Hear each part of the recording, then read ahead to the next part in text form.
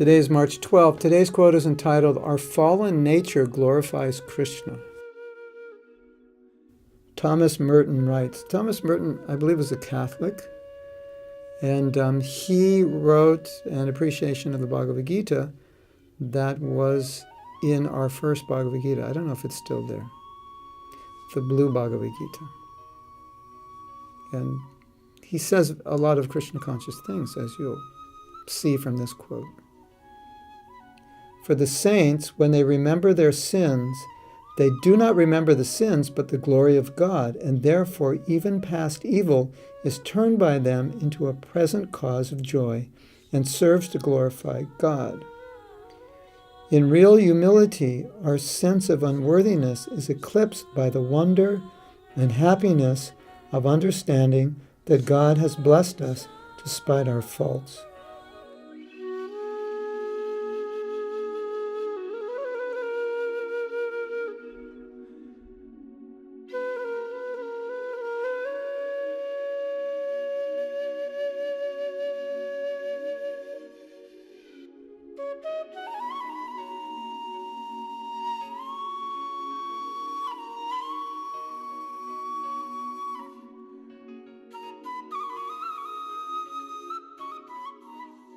So what he's saying is rather than being depressed by our past, we use that to glorify God for several reasons. In other words, one of the reasons is God has accepted me, even though I have this bad past. And even though I have this bad past, I've been elevated now. So I'm no longer doing the things I used to do. I'm no longer committing the sins I used to commit. I no longer have the weaknesses that I used to have.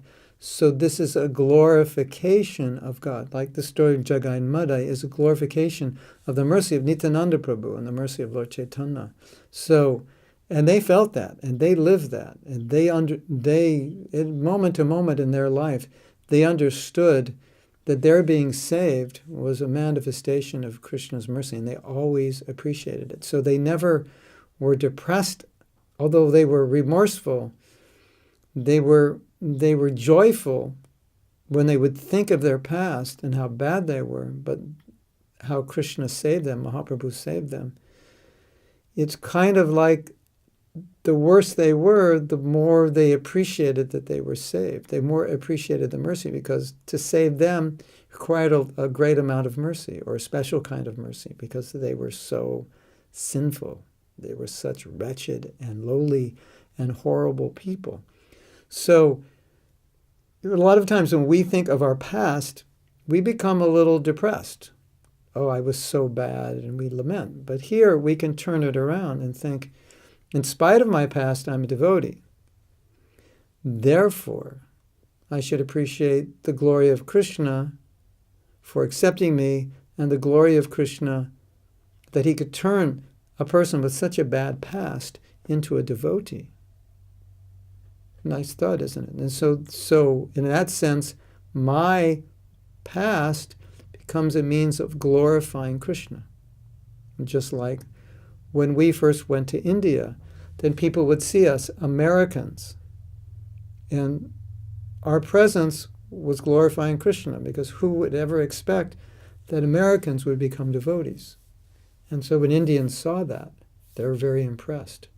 So they got it right away, that the fact that we were devotees was definitely a glorification of Krishna. We didn't even realize it as much as they did.